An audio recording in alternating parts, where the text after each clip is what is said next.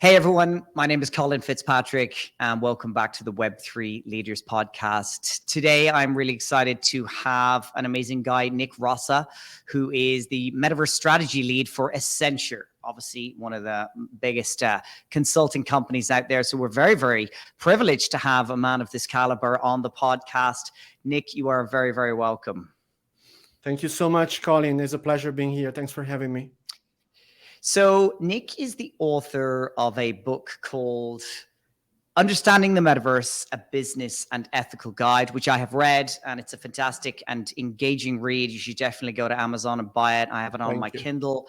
But he also has a couple of super interesting keynotes from various conferences and metaverse conferences around the world, which I would highly recommend you watch. There's one that's on his LinkedIn. Follow him, Nick Rosa, on LinkedIn. And that's why I reached out and I said, Nick, why don't you come on the podcast? Because he has a very unique and interesting insight on not only what the metaverse is and where it's going, but some of the business opportunities, some of the ethical guidelines, the future development, and kind of what we're going to talk about, especially today, is this hype cycle that we've sort of been through, and why it's important to really understand the underlying importance of where it is, where it's going, and how long that's really going to take. So, Nick, tell us a little bit about yourself, your background, and where you've been and how you got to where you are today. Sure. So, Nick Rosa, I'm Italian. Been living in London for the last 14 years, and I've been working in emerging technologies forever. I started my career as in journalism. I studied media and journalism because I wanted to be a professional journalist, and I've been writing about music and video games for 5 years on magazines in Italy, different magazines in Italy. But funny enough, I landed my first job on the other side of the barricade. I was taking care of the media and PR for a video game company, a video game publisher, Atari. The time was called Infogram. Probably you remember it for those video games, Alone in the Dark. And we were distributing also Unreal and Unreal 2 and Unreal Tournament. The video games from Sega were distributed by Infogram at that time. So I spent a couple of years there, and then I decided to cut my career, my office, my day 9-to-5 career, to move towards following my passion that at the time, and still, as you can see here, is music. I've been a music producer, a DJ. I had my radio show on a national radio network. It worked for a couple of years, 2 years and a half, and then I got called from Yahoo because they were opening their new channels, new entertainment channels in Italy. I started working there, and then I got a call from after a couple of years, I got a call from Virgin Radio, where I reconnected also with one of my fellow colleagues at the radio, DJ Ringo, that was the art director. He's still the art director of Virgin Radio Italy. I worked there for 3 years. We literally built everything from the ground up when it comes to the digital properties that they had. Then I got a call from Spotify in 2009, and that was, as you can imagine, irresistible for somebody like me that loves music and innovation. We launched the mobile app. I fell in love with mobile. I spent quite a lot of years doing a mobile transformation in 3 different agencies after Spotify, and then IBM, where I led the digital transformation team for Europe in media and entertainment.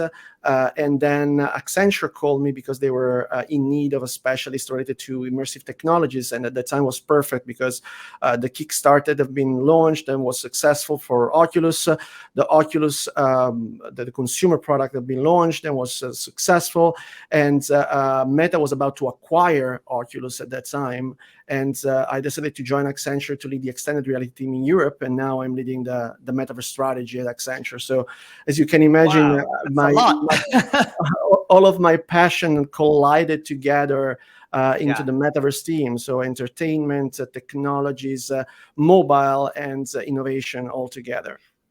So that is super cool. And I did not know that about you. I did, and I was going to say it earlier, I saw some musical equipment in the background. I'm obviously not at home right now, but if I was and we were doing a Zoom, I have a DJ setup in my background. I've been a DJ since I was in my teens. I still have a very significant passion for, what have you got?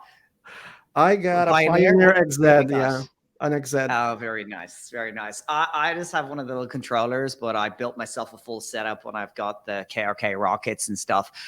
Hugely passionate about music, electronic music. Don't DJ very much anymore, but still listen to it. But I love your unbelievable background, not only, as a music producer, but then you work for Spotify and then, all those things. So privileged to have you on. We're going to get some fantastic insights. And look, reason I started this podcast, I just love talking to people about this sort of stuff. And turns out that other people do too. So when we have a few interesting people on a Zoom together talking about these revolutionary technologies and where it's going, but having someone with your level of experience and insights, I can't wait. Thank you so much. So maybe just tell us, number one, a little bit about your book and what it's about and what led you to write it in the first place. So the book is called Understanding the Metaverse, a Business and Ethical Guide. And I had the privilege of creating this book with the support of Wiley Publishing that distributed the book globally.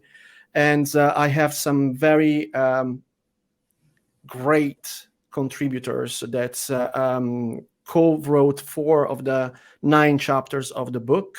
I have to mention them: Dr. Fadi Sheimi, Maria Mazzone, Bob Gerard, and Jamie Solomon, that helped me compiling some of the most important chapters of the book.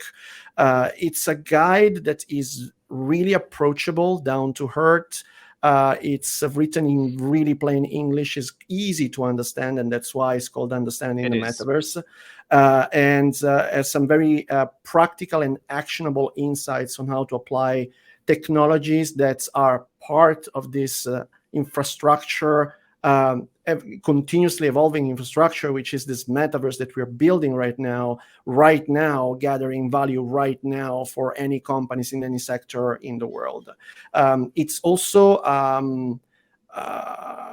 warning sign, because I believe that it's important to approach the use of emerging technologies not in a blind and reactive way, as we've been doing in the last 300 years with all the innovation that's been created, from fossil fuel to social networks, just regulating them when there are some problems that are happening in this world, and when the impact on society is irreversible. But it's important eventually to create some boundaries to the utilization of some of the technologies that could be potentially dangerous for the status quo of our society and our democracies. And basically, this was the ethos behind the creation of the book. I also had the privilege of having the forwards of the book written by Professor Tom Furness, that, as many of you may know, is globally recognized as the godfather of virtual reality. He invented many of the systems that are used nowadays in modern AR and VR systems. So let me ask you a real simple question for people who are not as knowledgeable. Give us your definition of the metaverse. Sure. So the metaverse is an infrastructure, and is an infrastructure that is not here yet, is similar to a moonshot, what has been declared by Kennedy in the 60s, that said that we want to go to the moon. We decided to build the metaverse, and the metaverse is going to be an infrastructure that will enable millions of people to connect in using immersive technologies, but also 2D screens, but interacting with the content in a 3-dimensional way instead of a 2-dimensional way as we do right now with normal web. And at the same time, being able to have a synchronous events and conversation with millions of other users around the world. They will be able to work, they will be able to entertain themselves, they will be able to meet friends and family in these virtual worlds, but also this infrastructure will allow the digital content to enter into a real world. So it will be a portal for us to get into the digital world, but also a portal for the digital content to enter the real world. Interestingly enough, also, we're going to be able to bring our identity from one platform to the other. And note, I'm saying metaverse platforms and not metaverses, because the metaverse is one, and transact with global cryptocurrencies that will be widely available and used on the platform, on the different platforms. Also, one thing is important to mention, and I believe that is particularly important for the title of your podcast. A lot of people it's confusing the metaverse for Web3. The metaverse can be Web3, but can also not be Web3. Web3 is the definition of the decentralized internet that has been created by the co-founder of Ethereum in 2014 to define an internet that is completely working on decentralized technologies. There are companies and there are platforms right now that are operating in the metaverse business, so using technologies that are widely recognized as part of this infrastructure that we are creating right now, that is basically the evolution of the internet as we know it. Like, for example, Fortnite, or like, for example, Roblox, or like, for example, Meta Horizon, that are completely centralized, that are not using blockchain technologies, and probably they will not use blockchain technologies for a while. But let's not forget that there are other companies that, because of local regulation or because of industry regulation or for legislation or for legacy systems, they're not going to be able to use blockchain system or blockchain technology anytime soon. So it's important to understand that in a infrastructure that will gather millions of users and thousands of platforms, there will be a coexistence between centralized technologies and decentralized technologies for quite a few times. So let me dig out on this, because this is something I ask myself. And when people ask, I'm biased. I like to think that, the metaverse does depend on Web3. And clearly the biggest metaverses right now are Roblox and Fortnite and things like that. But at the end of the day, primarily they're games. That's it. They are games that are an entire world, and you can build and you can socialize and things like that. So what's your definition of, where does Web3 sort of pivot on this? Is it important that, Web3 is the part of the metaverse, or is it not at all? If Web3 died tomorrow, is the metaverse still going to come? Or does it really provide an important portion of what the metaverse needs to become? Because that's kind of where I see it. Sure. So I'm a very pragmatic person. And I see the use of technology where it's needed and when enables, and when it's used for the unique characteristics that it brings. Okay, so there are use cases that need decentralized technologies. There are use cases that take advantage of decentralized technologies, like smart contracts, digital identity, cryptocurrencies, you name it. And this is important. There are some use cases that without decentralized technologies couldn't exist. However, it's also important to understand that some of the platforms, the metaverse platforms, and not metaverses, because the metaverse is one, that are nowadays most successful, both from a consumer perspective, but also from an enterprise perspective. Think about Arthur or Microsoft Mesh. Think about the HoloLens ecosystem and so on. They're not decentralized. You mentioned Fortnite and Roblox. Those are making big bucks. They're not decentralized. Probably Apple is going to launch their own ecosystem, and I'm pretty sure that it's very unlikely that it's going to be decentralized. We need to be realist here. There are some companies that will never renounce to their corporate structure. They will never be a DAO. They will never empower the users with full control of the platform itself. But we also have to be very much aware that our players that are coming from nothing and having an incredible success overnight, see OpenAI, disrupting mega giants that have been in the business for years, like, for example, Google, that lost billions in evaluation just because OpenAI launched ChatGPT overnight. So let's understand that we are literally scratching the surface here. We are in an era of digital primitives for everything that comes with decentralized technologies. We are kind of in a skeuomorphic era. So we are kind of emulating the kind of use case that were possible with previous technologies and medium before. Think about smart contracts. Think about cryptocurrencies. Obviously, there are digital versions and decentralized version of assets and use cases that are available in an analog way. But Mm. we are waiting for those use cases that are hugely transformational, that take full advantage of all the different bits and pieces that compose this infrastructure that is the metaverse. The truly transformational use cases with decentralized technologies, I think that will arrive probably in the next 3 to 5 years. We are literally scratching the surface right now. We are Yes. exploring, and those use cases that will be emerging, they call emergent use case because they emerge from this kind of waves that are created by this plethora of thousands of millions of use cases that are created on the market, and they're emergent because they have a huge, massive success. And at that point, we're going to have the Ubers, the Tinders, we're going to have the Shazams, and so on. But right now, we are literally exploring that where is the real value of those use cases. And there are some use cases that have really good value in decentralized technologies. The other day I was talking about real estate contracts for real estate. Right now, for example, real estate companies are not making any money from secondhand house market, and it's an asset that appreciate with time. Imagine what it would mean to connect a house with a digital twin and connect all the documents that are related to the property and the sale of the house and the insurance of the house bills, all the different the energy bills and the utility bills and so on, all connected to one single NFT. How easy would be and frictionless would be the transaction from one owner to another. This not only would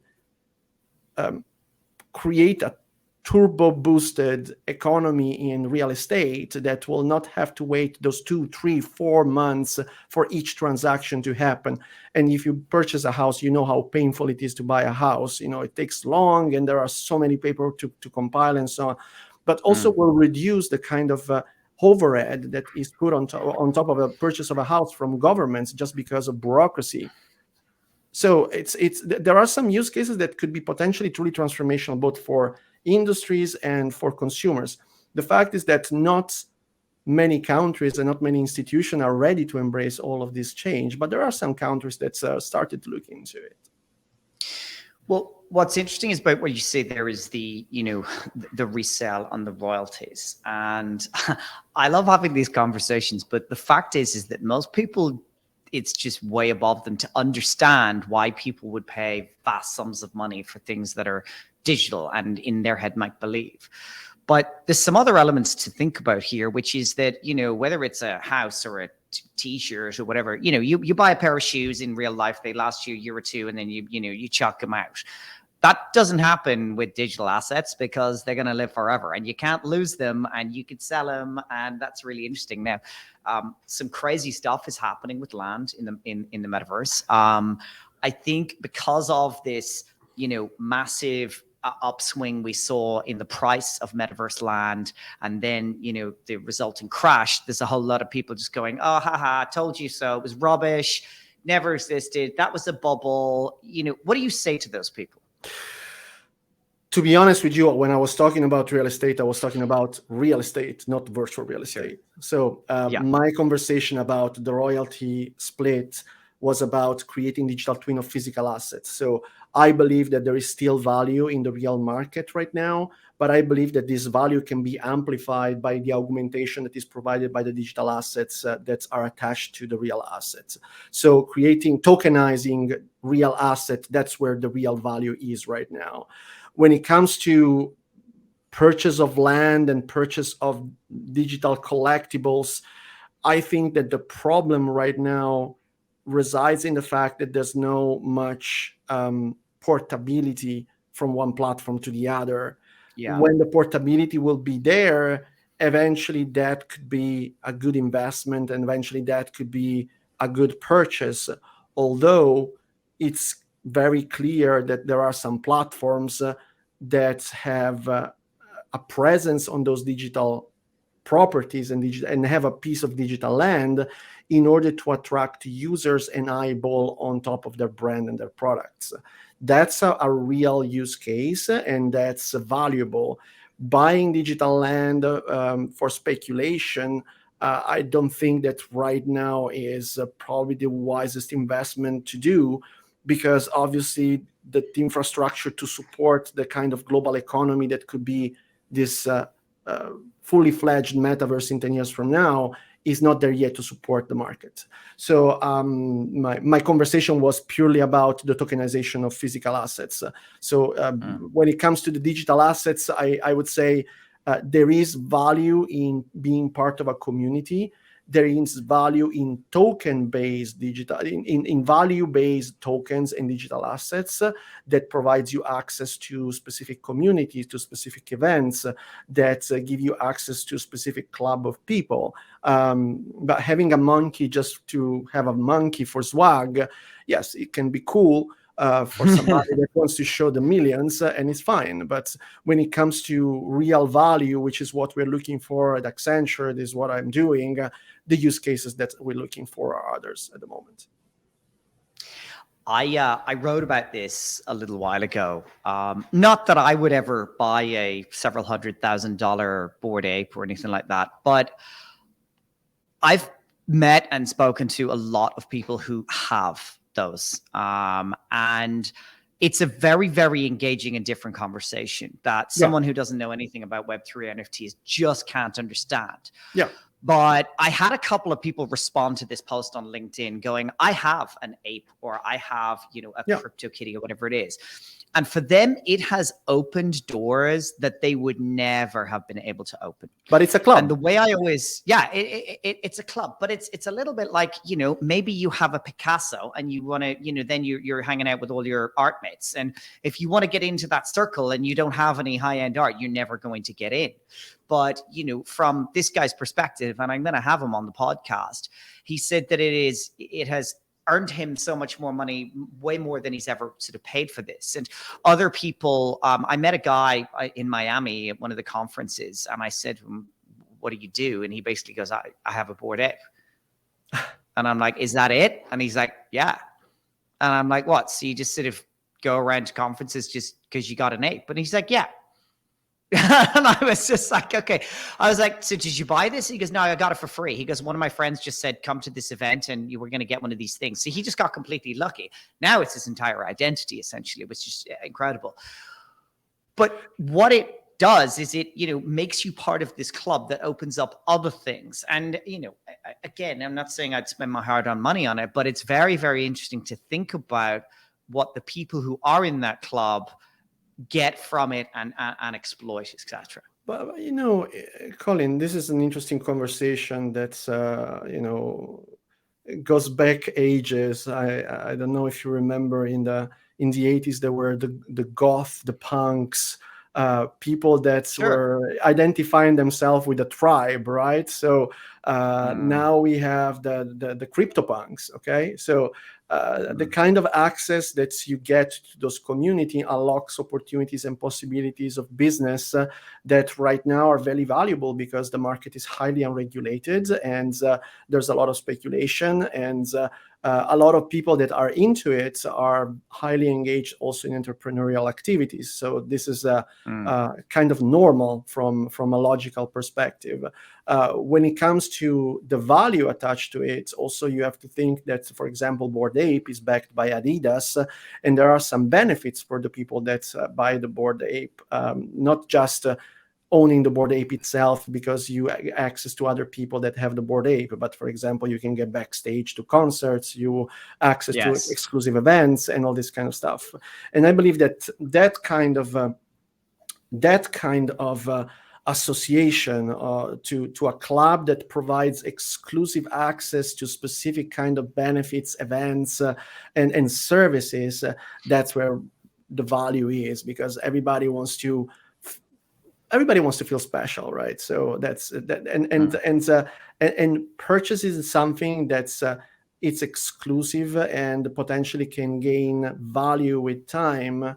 It's not a bad business. It's something that's it's a reality, and as you said, is happening right now. There are people that are shifting completely their identity to a piece of digital collectible just because open doors that were unthinkable for them before. Yeah. Let's talk about, I suppose, what's most important right now. And I wrote about this a little while ago. The metaverse is I don't know, I'm not going to try and guess how many years old, but for most people, it's only a couple of years old, because for most people, they only heard about this when Facebook renamed to Meta. I mean, I talk about the fact that I used to be talking about the metaverse several years before this in the business that I'm in now, and people thought I had three heads. They just didn't understand it. Out comes Mark, renames it, and everyone goes, bang, okay, right, it's the future of the internet. We understand it now. Great. All the hype into it, the coins were going bananas. And yeah, I think a couple of years went by, and just a few weeks ago was this New York Times article going, the metaverse is turning into the metaverse, and saying, oh, it's not going to be there, and blah, blah, blah. And my article, which started off was, oh, the metaverse is dead, pack it up, we're going home. Well, hang on, is it that simple? Because at the end of the day, these transformational technologies do not happen in 1 or 2 years. I've always called it the name we are giving right now for the future evolution of the internet.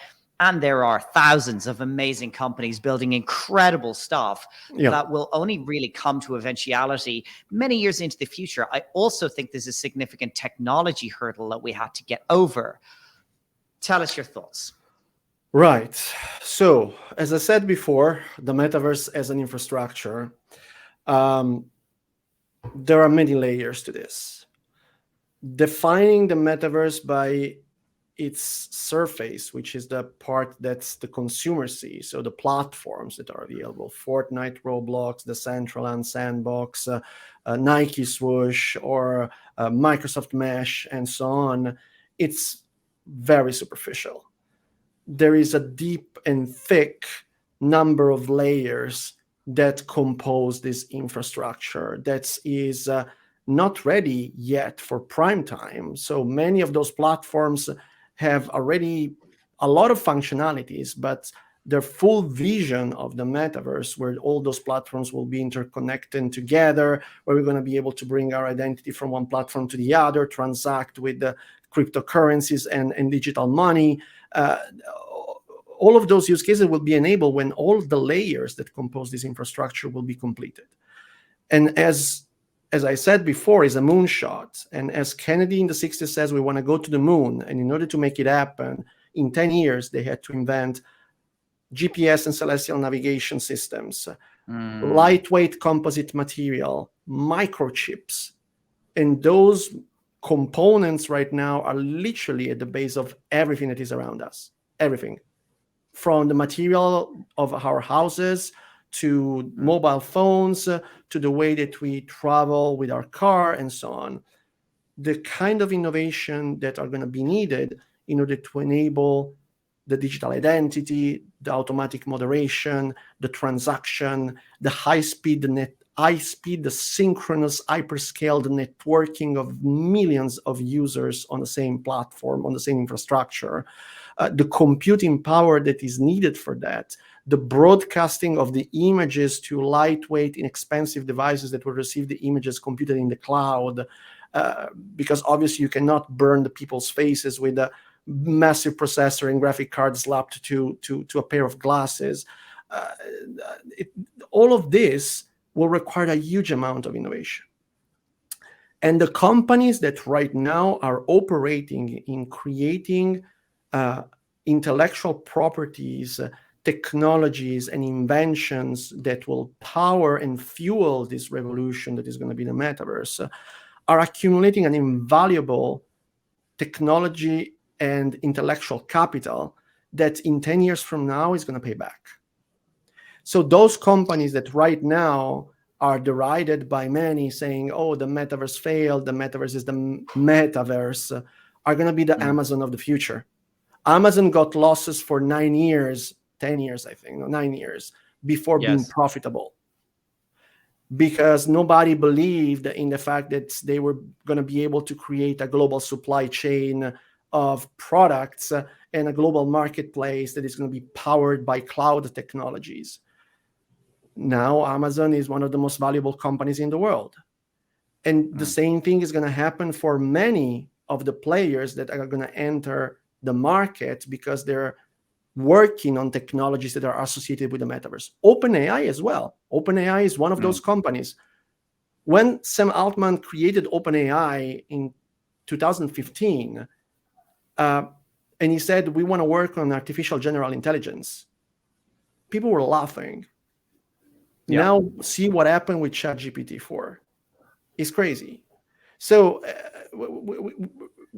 we are living in a landscape that is valuing the stock price more than the strategy behind the business, the long-term vision and strategy. Let's not forget about it. Absolutely. The investors that are panicking because a company like Meta that announced that they were pivoting into metaverse technologies in October 2021 and in the first quarter of 2023 were not turning over some big profits. It's obvious that the investors are panicking and they're asking to the board of directors to make some changes to the business. But let's not forget that, as we said before, this is a moonshot. This is going to require some time. We're building an infrastructure here. We're not just building a platform. We're building a full ecosystem that has to be interconnected. We need standards. We need regulations. We need transformational use cases and so on. The fact that Meta announced that they were pivoting towards the metaverse doesn't mean that they were not doing business as usual. Facebook was still online, Instagram was still online, WhatsApp is still online, and so on. They said that they were going to invest a huge amount of money and capital in research and development of innovative technologies that probably in 10 years from now will make them become the next Amazon. So let me ask you a question, because you said something really important there. You talked about how OpenAI released a product and it just went, kaboom, million users in 5 days. I don't know, approximately 100 now, several months later. A phrase you hear a lot in my industry is projects going out there to bring on the next 10 million, the next 100 million, the next billion people into the world of Web3, into the metaverse. But guess what? ChatGPT didn't need to do anything special to bring those people on. They just created an amazing product that everybody wanted to use straight away, that used absolutely no user manual, no instructions. You just have a box, you talk to it, and it talks back to you. We kind of still are waiting for this, and I hate to say it, but iPhone moment of the metaverse. But there's significant, as I said, technical hurdles, cultural development and hurdles that need to kind of happen. How do you see it planning out? I mean, it's not a cliff, it's a ladder. What do you see, or what do you think needs to happen before it becomes more mainstream, and how do you see it playing out? We are in the Symbian Nokia communicator era of the metaverse right now. We have a glimpse of the potential use cases. We don't have a clue of the truly transformational, disruptive use cases that will arrive in a few years from now. We don't have a clue about the potential threats that this kind of technology can have on our society right now. I mean, think about impersonation through deepfakes, hyper-realistic avatars, and so on. So it's important to understand here that there are some steps that need to happen in order, first of all, to make this the usability right. Let's not forget that the iPhone moment happens when technology, business models, and ergonomics come together. You need to have the perfect usability. You need to have an ecosystem of services and a business model that works, and you need to have the technology that supports all of this. Without these three components, the iPhone moment is not going to arrive, right? So when it comes to the business models, we have more or less an idea on how all of this is going to work. We want a global economy. We want interoperability between the platforms. But we haven't solved a problem yet, which is basically taxations between the platforms when you bring goods from one platform to the other. And you're laughing, but it's true. In the real world, if you buy something in one country and you bring it to another country, or you purchase it from another country, you bring it to another country, you have to pay taxes. Yeah. Why? Because there are some countries that sell some items at a lower price compared to other countries. And there are some services that obviously need to be paid on that platform or on that country that's derived from a percentage of the cut of the sales of that specific item. So if I buy a digital Lamborghini on the Decentraland that cost me $0.50, and I want to bring it to Fortnite where it costs $1, obviously Fortnite wants to cut. So all of these kind of mechanics needs to be worked out. So the business model is kind of there, but there are some problems, and there are some standards that need to be agreed upon across all of the platforms. When it comes to the technology, I believe that when it comes to the technology, we are probably 50% there, probably 50, 60% there. The problem with the technology is that right now, for example, waveguide visualization, when it comes to augmented reality, has its limitation when it comes to field of view and resolution and refresh rate. So we need a new kind of technology in order to provide images directly on the eyeballs of people in augmented reality.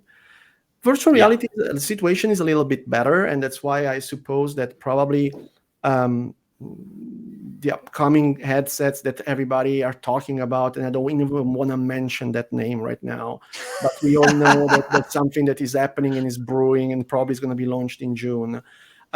Probably that's going to be a very important moment in this industry. And at the same time, we have gaming companies like, for example, Valve, that's literally 2 days ago openly declared that they're working on their standalone headsets. And after the launch of the Steam Deck, that was extremely successful, I highly doubt that they're going to porch the launch of a standalone headset. But when it comes to usability, we are still light years behind. There are very few companies that are experimenting with hand gestures. The hand gestures on the Oculus Quest, the Meta Quest 2 right now, and the Meta Quest Pro is good, but it's not perfect. And we don't have a general interface that is universal on how to use those natural commands. At the same time, we are literally dipping our toe when it comes to natural language processing with larger language models. So being able to interact with digital agents that reply programmatically to us, not through a script, is the future of interactivity with digital agents in those platforms. But right now, it's very asynchronous. Imagine you talking, a text-to-speech agent identifying your speech, transforming it into text, pushing it into a large language model like ChatGPT. ChatGPT writes the response, and then this has to be compiled into a realistic audio file of some sort and then talk back to you. It's probably 2, 3, even 4 seconds of latency, and this is unacceptable right now. So all of those things need to change. We have an idea where we want to go, but we are not there yet. The snappy interface of the scrolling iPhone is not here yet, right? So we need some time, but we'll get there because we're working on it. So you mentioned the company that you don't want to mention, and that's fine. I won't mention them either, but I will say that I refer to them all the time because if anyone's going to do it, I think they have a good chance. Now, I've always said that right now, wearing a VR headset is fine for a few minutes and it's fun and it's engaging, but it's not sticky, and you certainly don't want to do it all day long. I do have a friend who told me I got rid of my monitor. I put on my headset and I've got 3 giant monitors and I work that way. And I thought, brilliant, I'm going to try this out. And I did, but I'm definitely not going to do it very much. I mean, I have this, I have a 3-year-old son. and I put the Meta Quest 2 on him, and his first thing was, "Daddy, where are my arms?" Which I thought was absolutely hilarious. But he got used to it real fast, and then he's playing with it, and I think that's absolutely crazy. But just as you said, the technology has to advance. We need a pair of glasses, just like a normal one, that you put on and it beams into your eyeball, and then you've got proper augmented reality. And then think of the applications of what can be possible when we do that. A contact lens that goes into your eye, and you can close your eyes and have a full immersive movie experience. But we're really, really far from that. And I think that we have a great opportunity to build really cool stuff, to conceptualize the what's the Tom Cruise movie where he's doing all this stuff with his hands? Minority Report. That's the Minority Report effect. It's gonna go there. I saw, Apple did come out with a new patent, and it's, moving your thumb like that.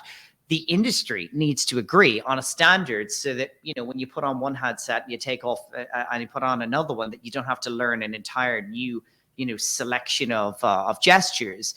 We kind of need to figure out how it's going to go. But even going back to the early iPhone and early Android phones, it was different, and it took a while until we figured out what the best way was. We've got a hell of a journey ahead of us. Very real. Yeah. But we are not even there yet, interestingly enough. If you remember the first iPhones when they have been launched, then I was there and I worked a lot in mobile. I launched more than 60 mobile applications in my career. So when the first apps came out, they were no different from normal miniaturized desktop websites. With very little touch optimized interface. Then the burger menu started to actually the bar at the bottom of the application started to appear, if you remember, the one that you would tap at the bottom. And then we discovered that maybe it's better just to have the full screen, and then the burger menu on the side, it's a better interface to get all the functionalities. So all of those things require time. And interestingly enough, the user experience goes hand in hand with the technology. You need to have a technology that is able to support specific user experience. And sometimes the research that experience designers are doing, and I can tell because I've been an experienced designer myself in one of my roles when I was at IBM. I was doing quite a lot of experience design in my digital transformation role, experience design qualitative research. The kind of insights that you get from that experience design research drive the research in the technology field, so that scientists that are experimenting with the technologies start creating technology that are able to support that specific kind of user experience that is needed by the products.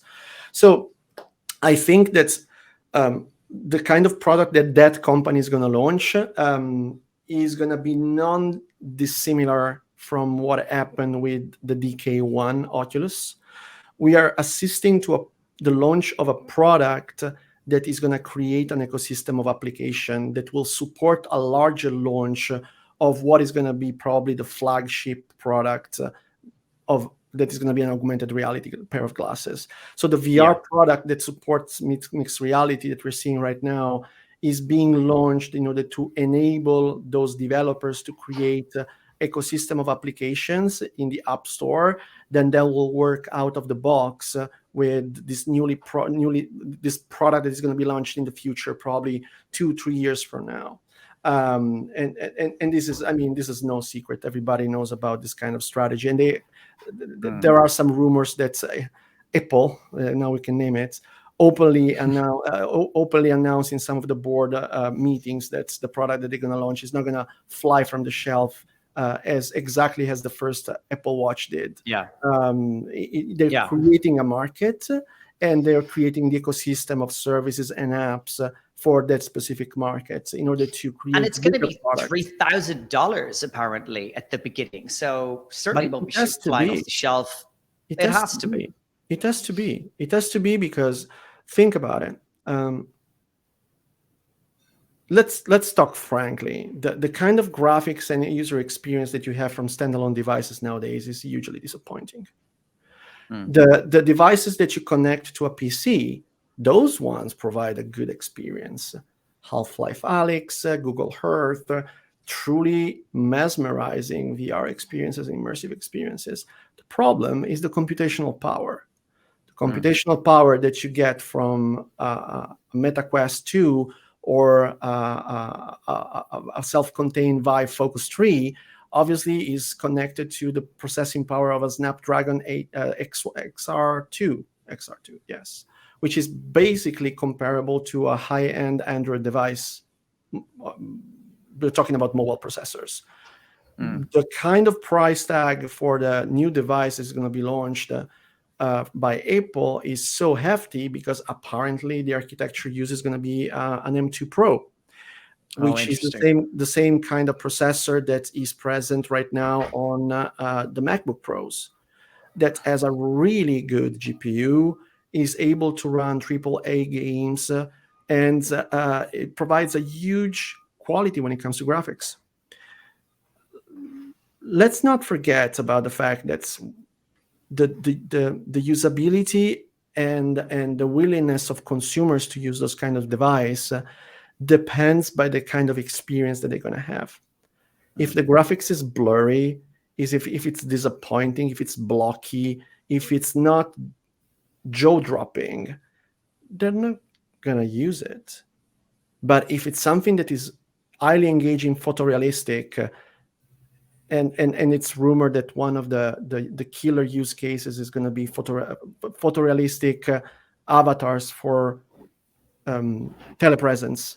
Apparently, this is going to be one of the killer use cases, which makes also sense because they have those lidars on every iPhone, and every person with an iPhone can make a scan of their face and create a digital avatar directly in the Apple ecosystem. And they have really good systems to provide digital identity checks for those avatars. So it makes sense, right? So it all depends by the kind of computational power. Then the computational power cannot stay on the device forever. It has to be moved to the cloud. And this is one of the big hurdles that need to be solved by the infrastructure. But didn't Google already try this with their streaming gaming service that failed? Yeah. It was the best technology available on the market. Yeah. But it's just not there yet. But we need to get there. No, because you can't have an M2 processor in a pair of glasses. But it's also a thermal dissipation problem. Yeah. The M2 processor is highly efficient when it comes to thermal dissipation, but the more we go towards photorealistic graphics, ray tracing, and so on, the more we're going to need to move the computation from the device itself to the cloud, from a cost perspective, and from a usability perspective, and for a safety perspective. You don't want to melt people's faces for right, a processor. Well, remember the old laptops, and they were burning people's legs, and they had to start calling them notebooks because they had such a thermal issue there. I mean, we're going through those same exact things. And will it move to pixel streaming, where all of the sort of processing is done in the cloud, and what it just chucks down is what you need to see and nothing more? There are multiple technologies. There's pixel streaming, there's geometry streaming. There's a beautiful startup that is called Sense of Space that is run by a friend, Victor Paradino. What they're doing is to computing in the cloud the geometry that is then rendered to the device. So the kind of stuff that they're pushing is way less than the full 4K image, stereoscopic image that some of the pixel streaming services are doing. But they're doing it in a very clever way. They're reducing the level of details. They're reducing the polygons that are occluded with Z buffering. They're doing some really, really cool stuff with their technology. And I believe that there are two different kind of approach. There's NVIDIA that has their XR Cloud platform. They have the GeForce Now platform that is actually right now that Stadia is off the game, is the best game streaming platform in the world. The problem is always one. Stadia died because had no content. There were no games. No AAA games were coming out. GeForce Now is an experiment because basically they are testing the technology that they're now using also on Omniverse and their pixel streaming services for VR, Cloud XR.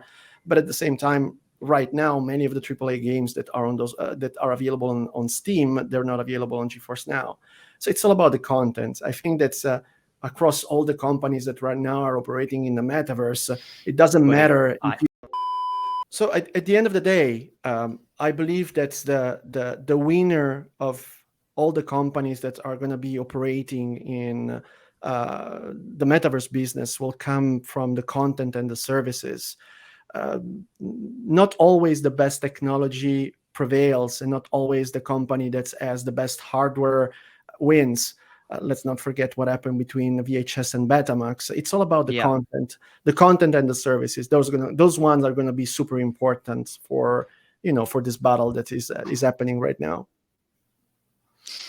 Okay, very interesting. So tell us a little bit about the, what you talk about in your book around ethics, regulatory pressures and changes.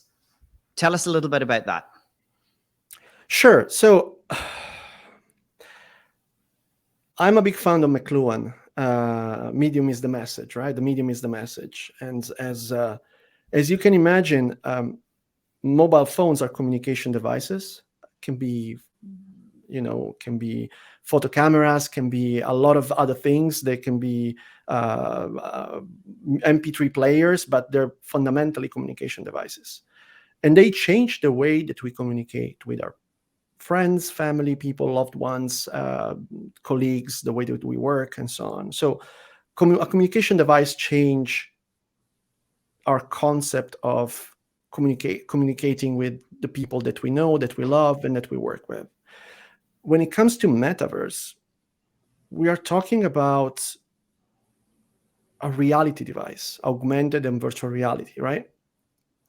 And we are talking about ownership and identity. So all of those concepts and artificial intelligence as well. So if you think about that, it's pretty clear that those technologies are going to change the way that we conceive reality. They were going to blur the lines between what is real and what is not real. They're going to blur the line of what is human and what is digital. They're going to blur the line of physical ownership and digital ownership. They're going to blur the line between physical currency, fiat currency, and digital currency. So there's not going to be distinction between those things. And this is wonderful, but this is also pretty scary because it can be weaponized. I don't know if it happens to you sometimes to think about something that you want to buy. You think about it. You don't write it down. You don't tell it to anybody. And then after a few scrolls on your Instagram, you see an ad with the product that you were thinking about. Okay, this is not science fiction. This is not precogs. This is not Minority Report. This is an algorithm that is able to predict our behavior and is embedded in many platforms, in Instagram, in Amazon, and so on. And this is normal because this comes from the digital fingerprint that many of those digital companies have right now about us. When it comes though to the metaverse, one thing is to have an Instagram feed that shows you an image of something that you were thinking to buy. And obviously it's easier. You click, you buy. Another thing is to have somebody that has data about the way that you move, your hands, your eyes, your pupil dilation, the color of your skin, the kind of blushing that you have based on what makes your heart skip a beat or makes your heart beat harder and faster. All of those data, biometric data, emotional data, the way you speak, the things you say, the concept that you express while you're talking, all of those data can be fed into algorithm that can be powered by large language models that are trained and instructed to sell you a new house, a new car, or a new political view. And this is highly dangerous. Yeah. This is dangerous and must be regulated. Because right now you could find your next pal that is on a platform that acts like you've been knowing this person forever. He is your perfect pal. knows all the movies that you love, and knows is supporting the same football team that you love, and is funny and witty and smart and wonderful to be with, and is a great co-op player in multiplayer games and so on, and then starts talking to you about, bad things or changing your political views and stuff like that, and in some way can change your mind on some fundamental values and concepts that drive your life and your values, and potentially undermining our society and our democracy. This is something that we need to keep in mind. There are some data that need to be regulated. There are some things that need to be regulated in terms of usage of digital content into the real world. Let's say, for example, in the future, there will be an augmented reality device that will able to provide photorealistic graphics. Whenever I walk into a room, if I see a can of Pepsi on a table, how am I going to know? And I'm thirsty, and I'm going to see that Pepsi on a table. How am I going to know that that Pepsi is not product placement? So we need to regulate this kind of stuff. We need to know if the person that we are talking to is real or is a chatbot. We need to know that biometric data and emotional data and health data are not used for advertising purposes. They're only used for medical purposes. All of those kind of things need to be regulated right now, not by the platforms, but by the governments. So let me ask you this question, because as we record today, just yesterday, Elon Musk came out and said he's releasing Truth GTP, and he bought 50,000 GPUs to do that. Now, we've already seen, and I think everyone's seen these, pictures and memes of, tell me a joke about a man, it tells the joke. Tell me about a joke about a woman. No, it's not appropriate. Okay. So tell me about a joke about this religion, and it does. Tell me about a joke about that religion. No, it's not appropriate. So, there are biases in there. But what's going to happen if/when Elon brings out a more unfiltered and unrestricted AI? Because let's face it, there's a very thin line between free speech and hate speech. And who decides that? Who decides what truth is? I mean, we have alternative facts, all these sort of things. Yeah. One person's version of the truth is very different from another's. So how do you even regulate this when it's moving so fast, I can't keep up to date, and I do nothing but read about it all day and night? And number two, our government is notoriously slow at regulating, and B, they're too old to understand this stuff. Look, I don't want to get into the nitty-gritty details of politics, and I don't think that this is the right forum to discuss about this kind of stuff. What I do believe is that there is a problem of misinformation nowadays, and there is a problem that this problem is going to get worse with the automation of media content creation that is provided by AI agents. So, as I was saying before, it's easy to weaponize information when you have such a fantastic tool for media creation that doesn't require any line of code, that doesn't require any artistic skill, doesn't require any studio to shoot or to dub audio or video and so on. You just have to type something, and video is spit out from the machine, and text is spit out from the machine, and so on. You can create thousands of bot soldiers that are spreading your verb around the internet. What is needed right now is, first of all, keep an eye on your source where you get yourself informed. Get information from reputable sources, from companies that are checking facts. There's no such thing as alternative facts or alternate reality. There's the reality. Of course. A fact is a fact. Fact-checking is the principle of journalism, and I studied journalism, right? And nowadays, warping reality for political purposes is, it's something that happens every day. And I'm not saying that it's happening more from one side or the other. I mean, everybody different kind level of degrees from in any governments, more sooner or later ends up lying, right? So we're not living in a perfect world, unfortunately. What I'm saying is that we have to keep our eyes peeled, because if there are some safeguards to those AI systems, just because it's easy to weaponize those AI systems. If you remove those safeguards just because you want to prove a point that I want to allow free speech to everybody and everybody can do and say whatever they want with those tools, then becomes dangerous. And this could be a problem.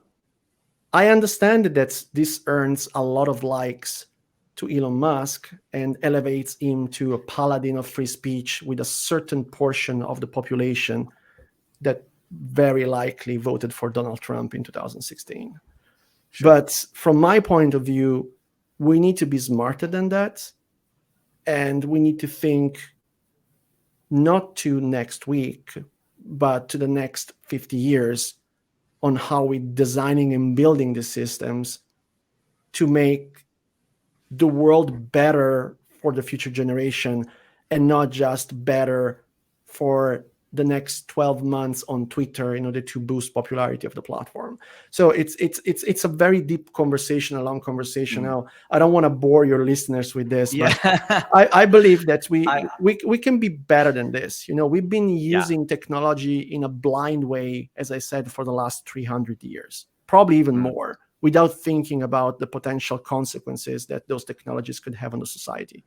And what we have global warming, we have mass shooting at schools, and we have weaponization of social networks from foreign governments to change the status quo in the election in different countries, including UK with Brexit. And it happened to me on firsthand. So we can be better than that. We can be more proactive and less reactive to these kind of problems. So I agree. Let's not go down the political and the negative wormhole, but let's try and think about the positives. With the incredible, insights and how deep you are, what are some of the really amazing positives that are kind of come out of the development of, what we're calling the metaverse over the next number of years? The possibility of living 1,000 lives. It's interesting because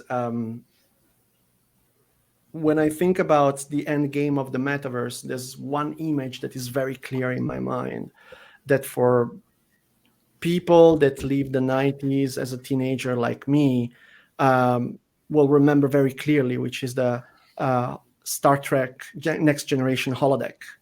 And that's the dream, being able to live in ancient Rome or in the future, or live a first-hand Star Wars experience, meet with friends and family whenever you want, wherever you are, close any kind of distance between you and your loved ones, being able to assist to any concert, any experience around the world. It doesn't matter where you are, you can be wherever you want. So all of those things are amazing use cases for entertainment, for learning, for productivity, for social life, socialization. There will be new form of art. There will be new form of culture that are going to be created by those technologies. The possibilities are endless. As I said, is a reality machine. So we're going to create realities, and we are on the verge of getting godlike powers. We are able to provide intelligence to machines, and we are able to create our own worlds and realities. The question is, are we going to be wise enough to use them in the right way, or are we going to abuse them, being connected day in and day out to those machines? I don't know if you read Brave New World, where people are so dependent by the endorphins that are created by the machines that they would never that they never want to be disconnected by the machines. So these are wonderful things. we need to design our society and the regulations in order to make them happen in the most positive way possible. And right now, there are companies that are taking huge advantage from this kind of technologies with big rewards. We have companies like, for example, Accenture. We are onboarded 200,000 people since the inception of the pandemic using Metaverse platforms. We are using it for learning and education. Now we're using it for productivity internally. We're deploying Microsoft Mesh to the whole company. So we are having meetings in virtual boardrooms right now, and it works really well, especially with the Quest Pro. And all of those things have a huge impact for companies, but will have a huge impact also for the society in the future. That's super cool. We don't have a lot of time left, so I'm just going to ask you this final one, which is, I have a friend of mine who has a very, very small consultancy, and he told me that ChatGPT has enabled him to really up his game by competing with the big guys, probably not as big as you, but something like that. Because ultimately, what has AI done? It's democratizing content and intelligence in a way. How is that going to affect a company like Accenture, who is built upon this decades old of experience, of content, of expertise? And now I can go in and have a conversation with GPT. And I have a business kicking off. I'm getting it to, explain to me how everything works that I don't know. Give me guidance on how I'm putting together strategy documents, marketing, things like that. And all of a sudden it's leveled the playing field. Is this something that Accenture is afraid of? Are they just going to utilize it more? Is it going to take business? Where's this going? Okay. First of all, we are not afraid of ChatGPT. We believe that ChatGPT is an incredible tool to augment the human capabilities. As you know, we are very much good friends of Microsoft. We even created a consulting firm with Microsoft, which is called Avanade. That is a partnership between Accenture and Microsoft. So we work very closely with Microsoft. And as you know, Microsoft owns a good chunk of OpenAI. So we see those tools as an augmentation of everything that we do. So your friend with a small consulting firm now can compete with the big guys. Imagine what the big guys could do with this kind of tools. So it's all about scales. I mean, also let's not forget that ChatGPT is an approximation, is like a JPEG of an image. There was a beautiful article that I think it was on The Atlantic that was talking about large language models, like a compression method for knowledge. Compressing the knowledge is great if you don't have a lot of time to study. It's great if you want to be short. Maybe it's not that great when the granularity counts. So what ChatGPT does, and does very well, is getting a lot of information, compressing them together, and give them to you, right? But is as good as you are in inputting the prompt. So there are two things here that humans will, at least right now, are able to do better than ChatGPT. First of all is holistically understanding the needs of other people and be extremely detailed in the way that we answer to those needs and those people. And right now, obviously, those large language models are allowing a lot of companies around the world to do amazing things. And I believe, and also we believe, that this is going to be the future, and we're going to be able to achieve fantastic stuff, and our productivity is going to skyrocket right now. But things are not. I think that the smart companies are not going to fire employees because of AI. Smart companies, what are going to do, are going to train employees on how to use AI to expand their business. Absolutely. I mean, I have been thinking an awful lot over the last number of months about the fact that AI is a platform, and many massive and highly profitable businesses are going to be built on top of this, and what they're going to be and where it's going to be, and kind of think of everything. But it's not just that. You don't have to invent the next iPhone. The ancillary businesses that will be around that to support, and I'm kind of like, well, maybe create a AI consultancy company or something like that. But then again, like you said, every consultancy company out there is just sort of pivoting like this and going straight into AI, because every business, be it absolutely huge or just a couple of people, are gonna have to figure out how to utilize this and how to bake it into what they do. Because if they don't, they're gonna get left behind, because most of their competitors will, and they're going to be successful. Also, let's not forget, there's a correction that I wanna make to what you just said. AI is not a platform; it's a technology, and the technology can provide a fantastic output based on the data set it's trained on.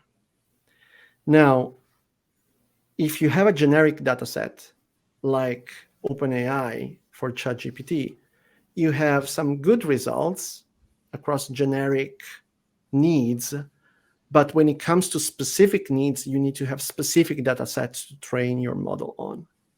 And I believe that the ownership and the IP of those data sets is going to make the difference in the future for all the AI companies.